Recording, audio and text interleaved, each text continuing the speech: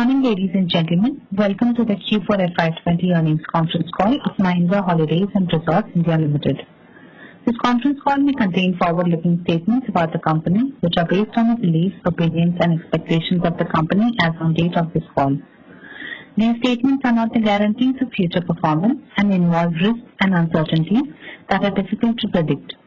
As a reminder, all participant lines will be in the listen-only mode, and there will be an opportunity for you to ask questions after the presentation concludes. Should you need assistance during the conference call, please signal an operator by pressing star and 0 on your touchtone phone. Please note that this conference is being recorded. I now hand the conference over to Mr. Kavinder Singh, Managing Director and CEO of Mahindra Holidays and Resorts India Limited. Thank you, and over to you, sir. And a very warm welcome to our Q4 FY20 and full year earnings call. Hope you and your family are healthy and staying safe during these uncertain and unprecedented times. Today, I am joined by Mrs. Akhila Balachandar, our Chief Financial Officer, Mr. Dhanraj Murthy, our Company Secretary, and our Chairman, Mr. Arun Nanda. I had requested Mr. Nanda to come for this investor call and share his thoughts, and he has some board meetings thereafter. So I am very, very happy, and it's my honor and pleasure to bring Mr. Nanda on the call. Over to you, sir. Thank you, Kavinder. First of all, let me add my welcome to all my dear friends. And I join Kavinder in his prayers that you, your families, and all your near and dear ones remain safe and healthy during these difficult times. As I have been saying, in my 70 years, I have not seen such difficult times, but we hope and pray this too shall pass. I don't want to take too much time on that, and we can talk about later. I just want to go back to 11 June 19, when I, after a long time, came and spoke to you at an investor conference at the Four Seasons Hotel. And the reason for doing that was a big change in our accounting policy, which had upset us all because we were allowed to account for only 4% of our profits of our turnover, where majority of the sales of the costs of sales had to be booked. And that had affected our profits significantly. But I had also projected that this is a good news for the investors because it brings predictability of future earnings. I'm very happy to tell you that we had projected a video income of 344 crores and we are at 346.7 crores. We had projected an ASF income of 289.6 crores and we are at 291 crores. We are at a deferred revenue cumulative carry forward of 5,476 crores. We had predicted 5,476 crores. We are at 5,371. This number would have been very close to 5,476 if our sales were totally not lost in the significant part of March. March is our peak month and we did not get any of the sales. The income would only have come to the extent of 4%. That is why that difference is not showing and it is showing in deferred revenue. I think later on Kavinder can tell you what the March 19 sales were and March 20 would have been similar. And if you add that difference, you will probably come to the same figure. The good news, as again I had told you, that while we carry forward a revenue unbooked of 5,476 crores, the deferred cost which we carry forward against that is 713 crores. That means 4,763 crores is clean profit earned, majority of it realized in cash. And you are carrying it in the books purely because of Ind AS 115. This is earned, and except for small portion which realization of the receivables may not happen, and our receivables are much less than that. So this 4,700 crores, I repeat, is an earned profit which is not booked. And 75 to 80% of that is also realized in cash. So I'm very proud to say that my team, led by Akhila, predicted these figures, and I passed my chartered accountant more than 50 years ago in 1969. I have never seen projections made a year ago being so close to what they have been achieved. So it just shows not only the quality of the management, the quality of team, but it also shows a very high level of predictability because of this accounting standard. For my young friends, I have a question. If some of you, the very bright ones, could answer me that question. If you see my balance sheet, I have 781 crores of cash sitting in my books. I have receivables of 1,682 crores, and I will digress a little. I have spent 47 years in Mahindras and dealt with various industries. If you have debtors of the nature of auto cars, for example, what Mahindra Finance does, or of housing, which are the two big borrowing areas, the securitization costs are high because the lender has to, guy who buys your book has to physically control the assets. In our case, the assets are in our possession. The key to the resorts and his right to use is our control. That is why, although we've not had any need to securitize those receivables, but I can tell you that if you want to securitize the 1,682 crores, we will get rates at least 200 to 300 basis points lower than what our other people who securitize their books pay for. And we have a fixed assets of 2,082 crores, which leads to 4,545 crores. And with zero debt in our books, and in the wisdom of our investors, not you, others also, our market cap is 1,662. It is nearly 1/3 of realizable assets. Forget brand, forget 5,000 crores of revenue, which we have not booked, which net of cost is 4,700 crores. If you add all that, it is 10,000 crores. Plus, I want to make one more point. The written down value of our resorts is 700 crores. Today, it costs Kavinder more than 1 crore of rupees a room to build the resort. And we have 2,157 rooms in our books.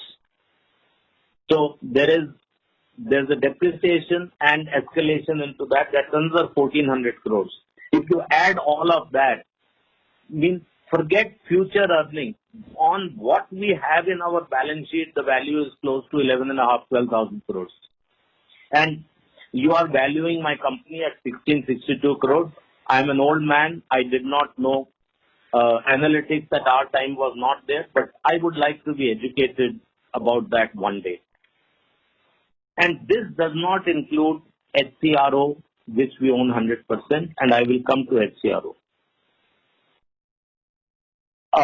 I'm not going to talk in details about operations, but I treat this pandemic as Samudra Manthan, which you may have read in our Hindu mythology.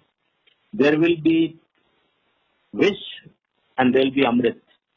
And I am reasonably sure that Mahindra Holidays is going to benefit from that.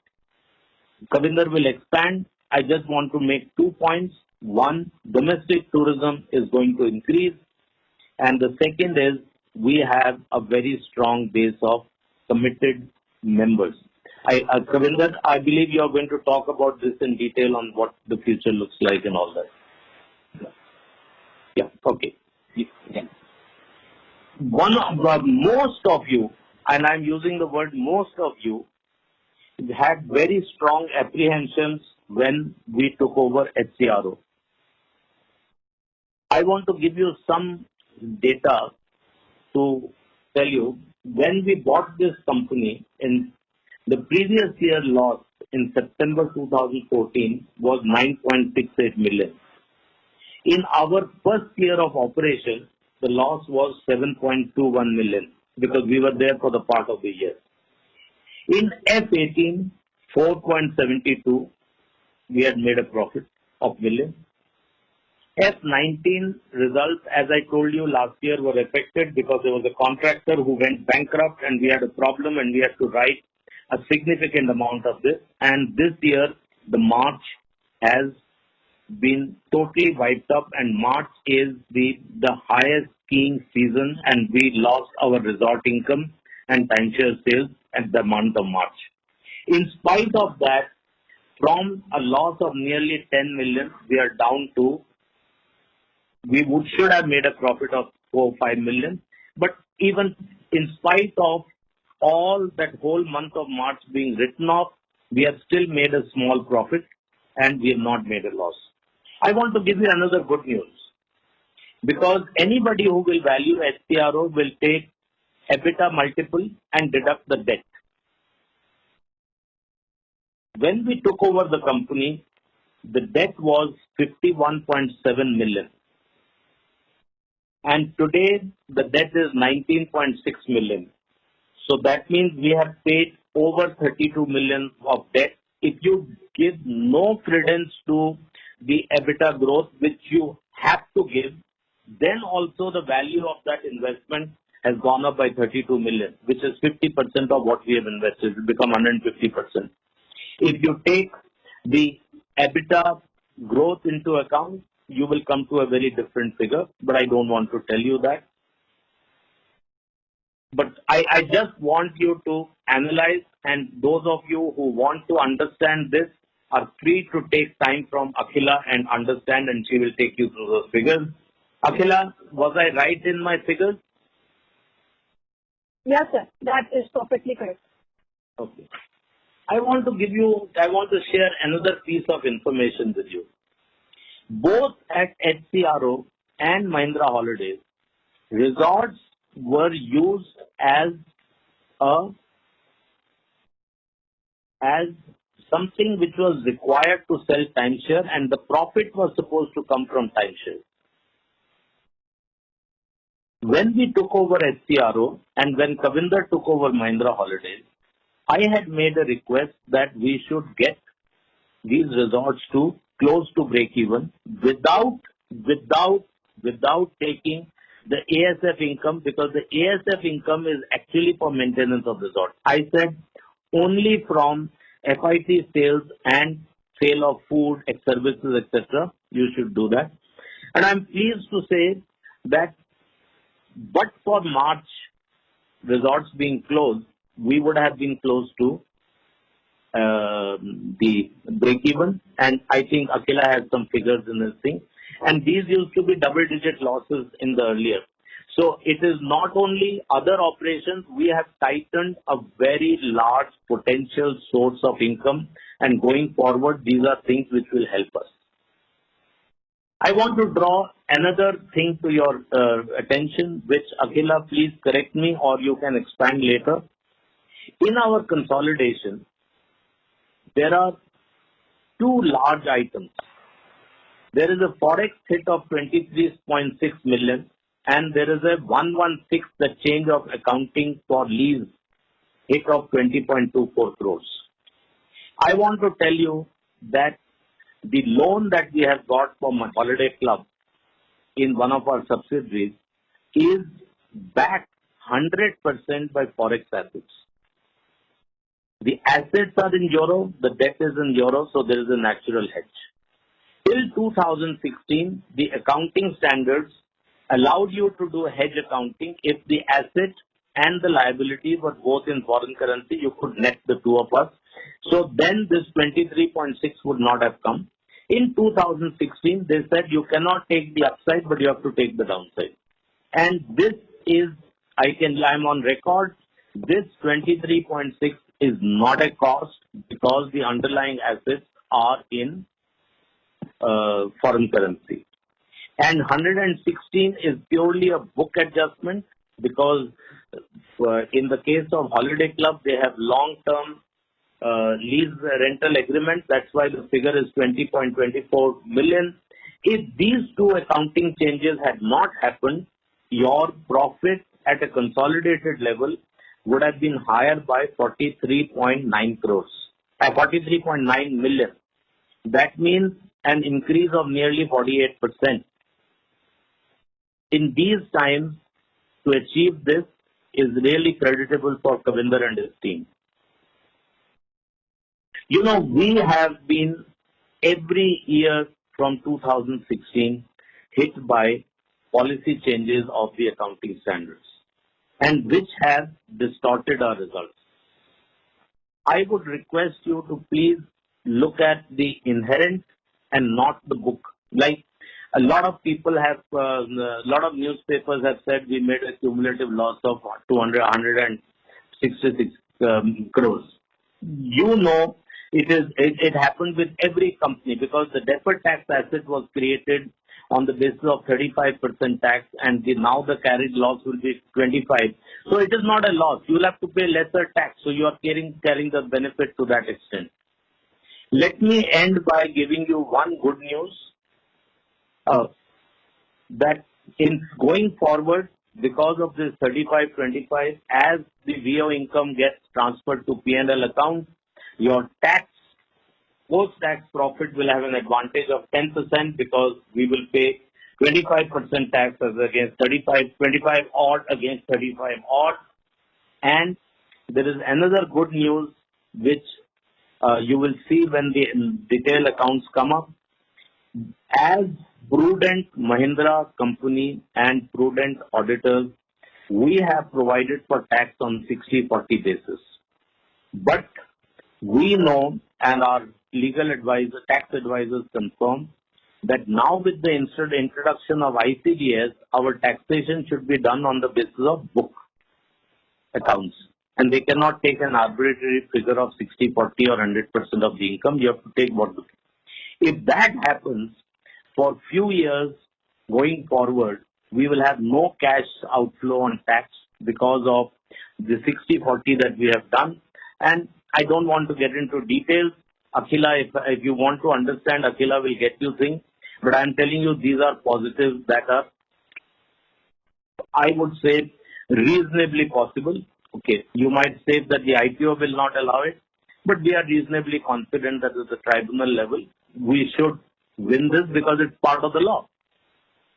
So, my friends, I would request you only one thing.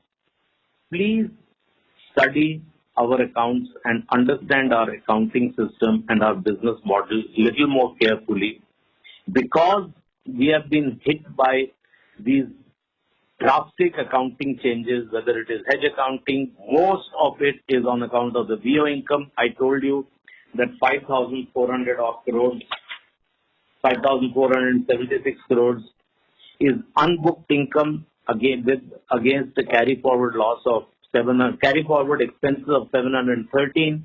4,700 crores is income realized. Please look at this when you look at taking a decision on our company. As Kavinder said, I have another board meeting at 11:30, so I'm going to sign off.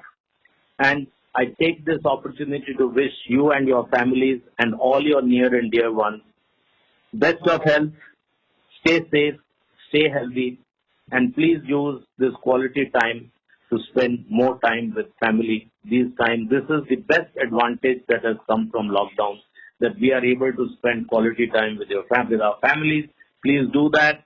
And my male friends, please do share a little bit of household chores, because we are becoming like our friends in the West.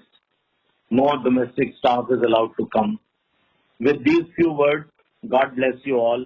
Stay happy, stay healthy. Thank you. Over to you, Kavinder. Okay. Thank you very much, Mr. Nanda. And I think this was a great opening. We have a big perspective which is coming in from our chairman. And I would now move on to take you through the views that we have at Mahindra Holidays. and I will talk a little bit about Holiday Club also. I think let me begin by saying that today, as the world comes together to fight the pandemic, we at Mahindra Group have undertaken multiple initiatives under both preventive as well as the critical care for the affected people in line with our Mahindra Rise philosophy. As you know, we have developed low-cost respirators to supply to hospitals. We have offered our resorts as temporary care facilities to fight against the pandemic. We have manufactured hand sanitizers as well as face shields for health workers and launched free emergency cab services under the brand name Alight for the people in need. These are the initiatives that our group has taken across the businesses. I think parallelly at Mahindra Holidays, we are using this time to get prepared for the new normal. As you know, the hospitality and aviation businesses have been significantly impacted. And since travel and tourism contributes to almost 10% of the GDP, the impact is rather widespread. You must have heard about industry associations taking up the issues with the government for various relief measures, whether it is debt restructuring, whether it is the payment of statutory levies, or direct benefit transfer for the people engaged in hospitality sector. These are the things which are today out there all in the news. So I will move on from there to what is our point of view going forward. Our point of view is that once the travel restrictions are eased off, domestic travel will recover faster. Number two, drivable destinations for leisure trips will become more popular.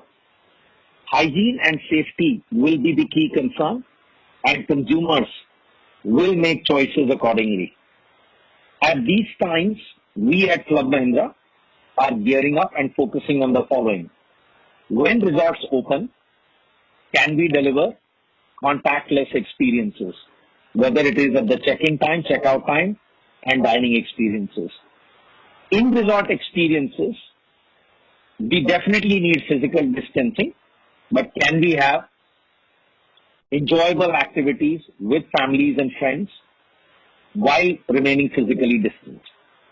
We are also gearing up for best-in-class hygiene and safety standards in the resort public areas as well as in the apartments. While doing this, what is happening on our customer acquisition side? At this point of time, we are using this time to transform ourselves to a digital world that we are already in. Whether it is about calling prospects through videos and making presentation on videos, whether it is training our people on how to set up video calls with the customers, whether it is training the sales team virtually on the new destinations, unique and interesting experiences in the current reality in and around resorts, or whether it is using the member brand evangelist program to assist in closure of sales, we are doing it all. As you know, 3 years ago, we had launched our mobile app. We didn't realize at that time how handy it will come, particularly in the contactless check-ins and various experiences at the resorts, which will be continuously notified through the app. I want to add also a few things that we realized that we have some unique advantages in this situation, in this rather sad situation.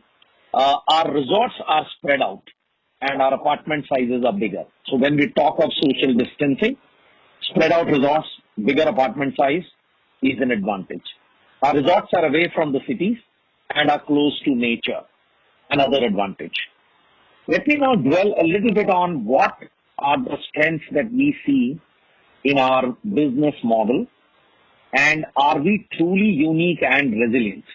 When we look inside, we realize our biggest strength is our member base of over 258,000 plus member families, and we believe that our member base will look forward to holidaying with us, knowing fully well that we would take care of their hygiene and safety, particularly in the drivable distance resorts.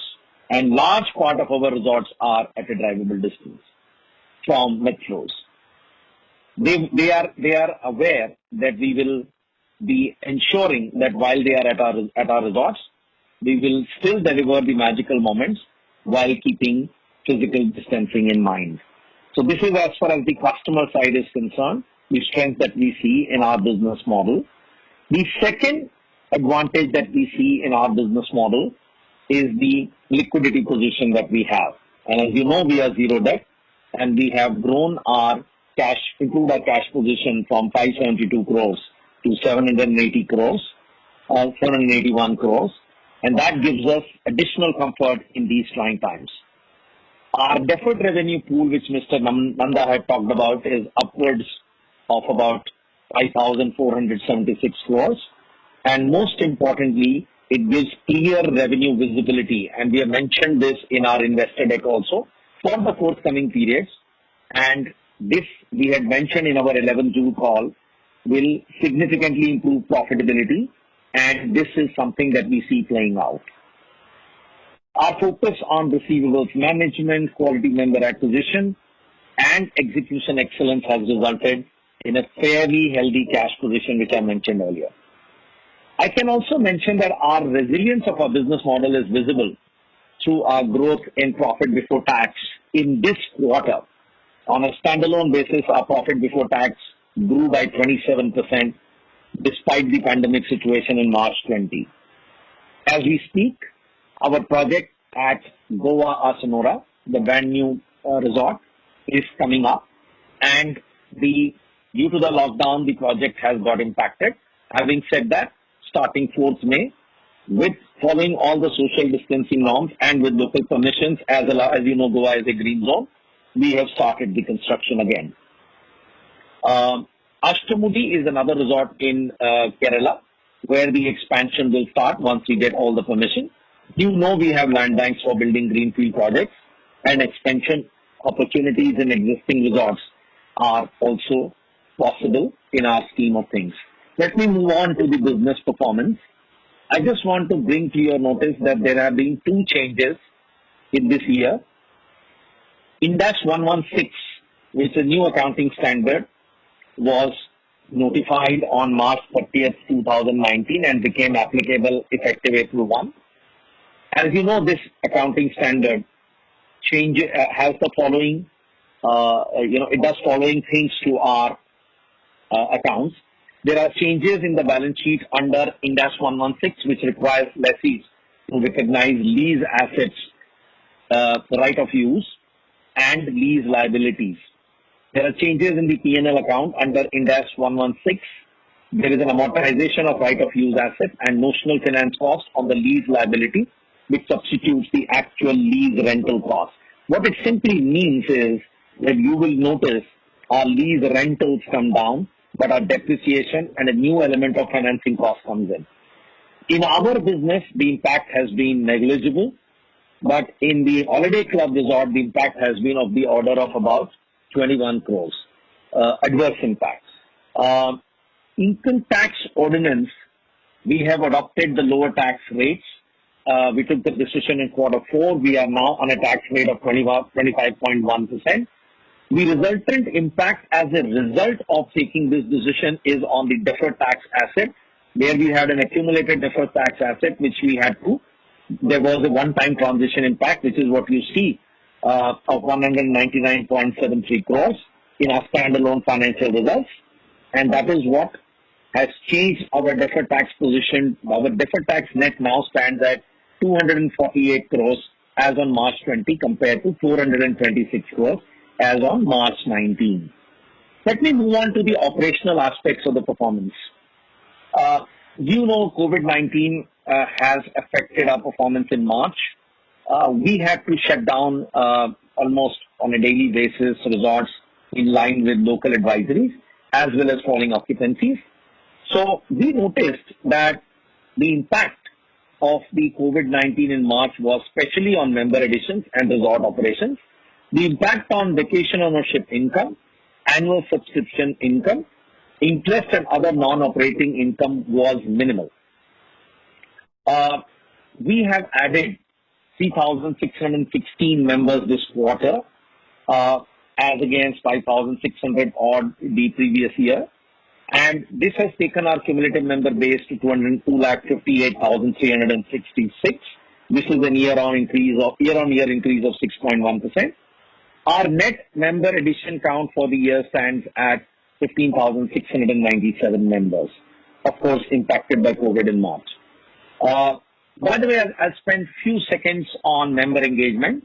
Even during the COVID times, we have been ensuring that we remain connected with our members. We are running various digital campaigns, and we are noticing that there is significant amount of engagement happening as a result of that. You may remember that we have talked about building our experience ecosystem, and there was significant progress in that in the year that has gone by. And also, the Club and Select, the program that we had launched has grown, and we are now adding various wellness offerings in that. Let me move on to resort operations. Our resort occupancies for quarter 4 were at 72.2% versus 83.7% same period last year. Resort performance has got affected, as you know, because of the pandemic, and our resort occupancy, therefore, for the full year is 80.3% for FY20, while until December we were at 83.1%, and despite the pandemic, we were able to achieve occupancy of more than 80% for the full year. Inventory additions, we added in quarter 4, 3 resorts, Agra, Mysore and Bangalore, taking our total resort count to 70, and the number stands at 3,732 rooms. With our Holiday Club subsidiary, we have 60 domestic and 51 international destinations. For the year, we moved from 61 to 70 resorts, and I did talk about the room count already. Let me move on to the standalone financial performance. I would like to highlight that our income for the quarter has moved up by 1.3% in this quarter at 255.5 crores. Profit before tax for this quarter is 29.1 crores as compared to 22.8 crores, which is a growth of 27.3% on YOY basis. Not only that, we were able to improve our PBT margins by 232 basis points in the current quarter. Profit after tax has gone up to 30.5 crores as compared to 14.4 crores. Obviously, there is a benefit of lower tax rate, but if the tax rate lower benefit had not come, even then our profit would have gone up to 18.7 profit after tax, which would be a growth of 29.6%. Total income for the year, as you know, has gone up by 7.6%. Our profit before tax for the full year is at 124 crores, which is a growth of 23.7%. And profit after tax before the one-time transition impact on account of lower tax rate. Of course, transition impact is 199.75 crores. Even if we had not taken the lower tax rate, we would have been at a profit after tax of 79.7 crores, which would be a growth of 24.8% for the full year at full tax rates. I think let me move on to Holiday Club Resorts. The operations of our Fini subsidiary, which includes majority of resorts in Finland, spa hotels and resorts in Finland, as well as in Sweden and Spain, were adversely affected due to COVID-19 during March 20. As was stated earlier, this is a peak season, particularly in Finland, and that has impacted the performance. Having said that, if you look at the year-to-date figures, which is all uploaded on our website, there was a significant improvement in performance in Holiday Club Resorts till December 2019, and we were doing well in January and February also till March affected the performance. As you can see under the Finnish accounting standard, the quarter 4 revenue was 39 million euros as against 46.7, and so we attribute about 7.8 million euros contraction in turnover due to the COVID-19 effect. The profit before tax is therefore at 0.8 million euros for quarter 4, despite the impact in March, as against 5.2 million euros for the same period last year. I think it is very obvious if March had not impacted the Holiday Club Resorts performance, we would have something very, very significant to talk to you about. For the full year, the spa hotel turnover has increased by 3% despite taking a big hit in March. And this was backed by higher occupancy and growth in revenue compared to FY19. Finance cost has reduced by 0.45 million euros as loan of 5.5 million euros has been repaid in the current financial year. The good news for us here is that our debt is down by 32 million euros from the time we acquired this company, and the consolidated turnover for the full year as a result of the COVID is slightly lower at 631.4 crores as against 656.6 crores for the same period last year. And the profit after tax as a result of this, the impact that we saw in COVID is therefore at 38.82 crores versus 52.3 crores for the same period last year. If I look at full year, the good news for us is that we delivered 48% growth year-on-year basis. If I exclude the Ind AS 116 and the forex adjustment that Mr. Nanda was talking about, that's a very significant growth in performance at consolidated level. Just for your knowledge, consolidated profit after tax before one-time transition impact on account of lower tax rate is rupees 65.5 crores as compared to 59.6 crores last year. At this point of time, I thank you for joining this call and we are all available for the questions. Akhila and myself are available to answer any questions that you may have at this point of time. Over to all of you. Thank you very much. We will now begin the question and answer session. Anyone who wishes to ask a question may press star and 1 on their touchtone telephone. If you wish to remove yourself from the question queue, you may press star and 2. Participants are requested to use handsets while asking a question. Ladies and gentlemen, we will wait for a moment while the question queue assembles.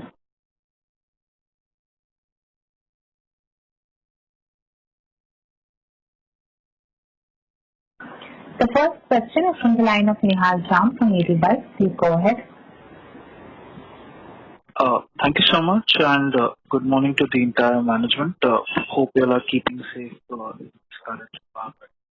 So my first question was obviously related to COVID.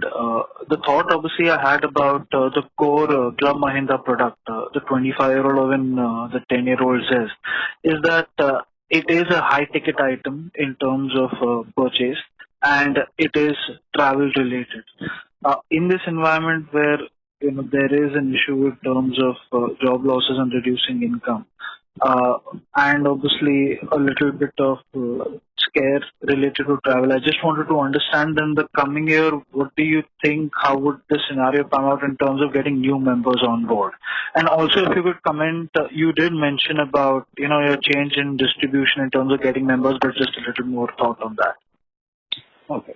I think a very fair question and much appreciated. It gives me an opportunity to share how we are thinking about the customer acquisition. So let's begin by just making it very clear that we have two segments of our business within the timeshare.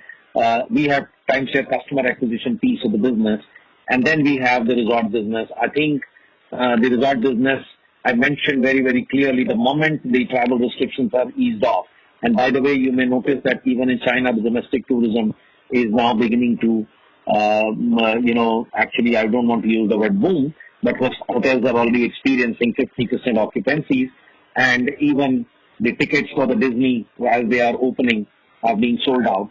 So there is a big pent-up demand, in my view, that will open up the moment the travel restrictions are eased off, and people learn to live with the fact that they have to wear masks, they have to sanitize, and they have to maintain distance.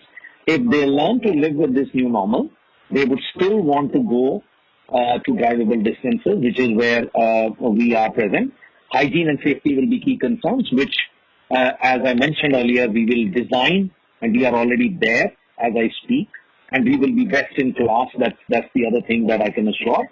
So when the members and their guests would begin to come to our resorts, first of all, we have an on-site sales channel, and that is something that we will ramp up. We have already made plans to ramp up that part of the sales channel. There is a second, sales channel that we use, which is face-to-face meetings. And this is where we, as you know, for the last 3 to 5 years, we have been preparing on our digital journey. We today generate significant amount of leads digitally. That, in my opinion, will continue. And I'll come to the consumer sentiment in a bit. I will answer that part also. So the lead generation, even now as we speak, is going on digitally. Having said that, we think that we have to master is to convert digitally.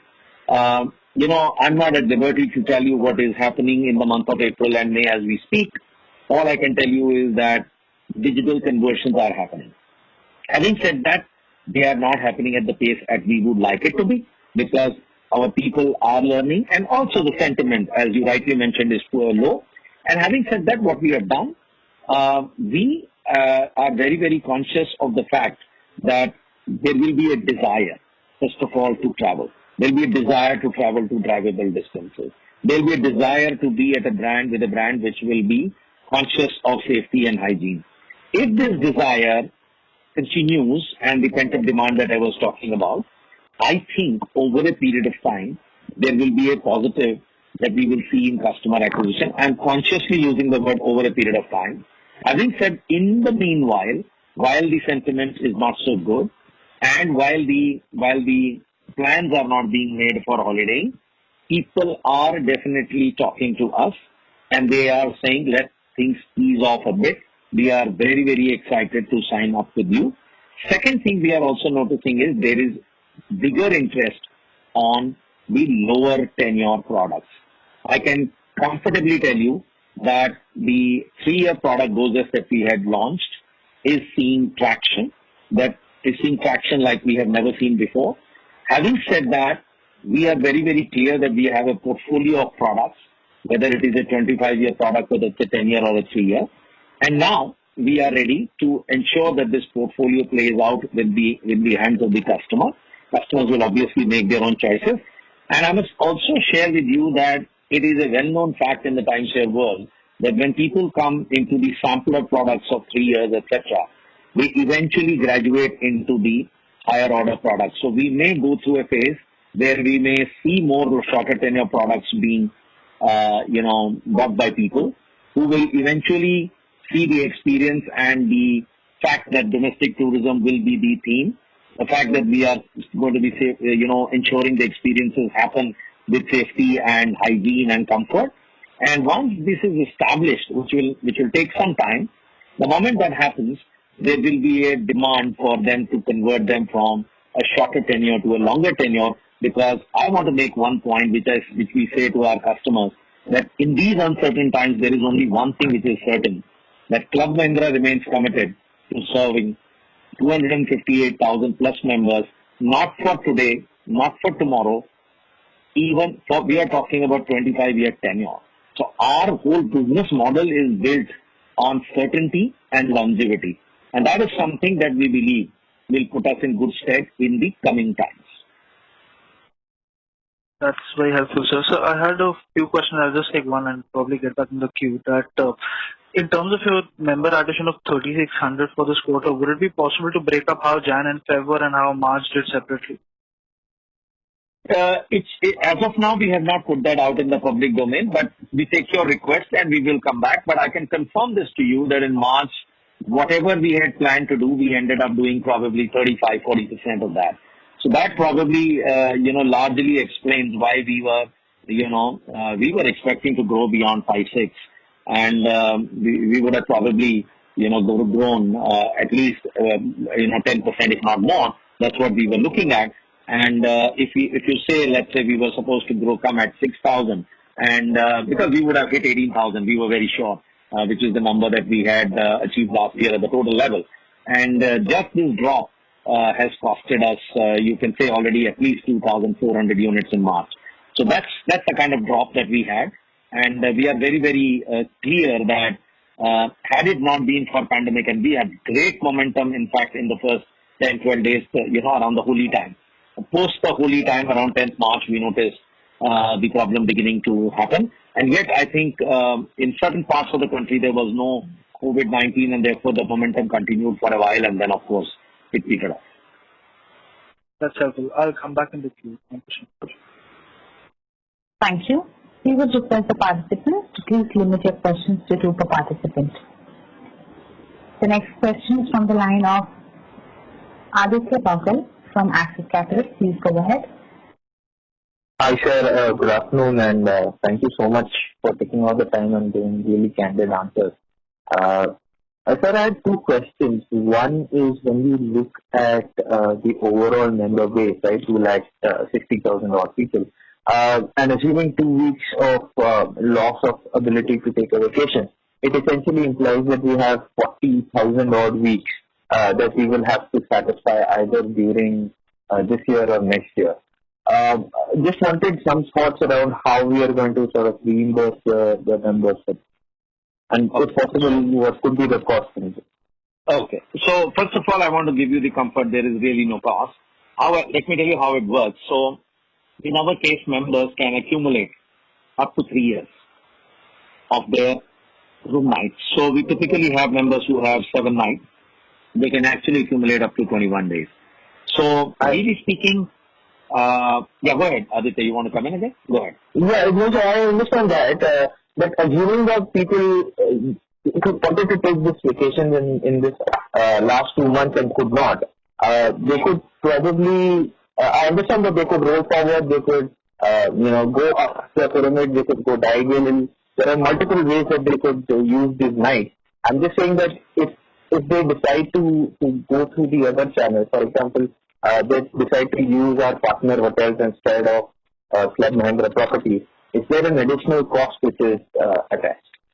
That is the only. So let me explain you how it works. So first of all, as far as the demand side is concerned, I don't think that the moment travel restrictions are eased off, there will be a very big spurt in demand. There will be demand, and it will sort of begin to come up. And so there will be a time during which there will be a transition period that will happen. And during this transition period, first of all, we don't see any issues in satisfying the demand, because anyway, all of them will not come at the same time to holiday. And considering the fact that the peak season, April, May, June, is more or less getting over, we are entering anyway into a lean season, which is in July, August, September. Their our occupancies are typically low. And just in case there was this pent-up demand and it came in July, August, September, we are well geared to handle it. Having said that, the partner hotels will also, of course, open. We have this inventory exchange program that we have. The partner hotels, which we have about 180 of them around the world, and of course 100 of them in India. And since we are talking India right now, they will also slowly and gradually open.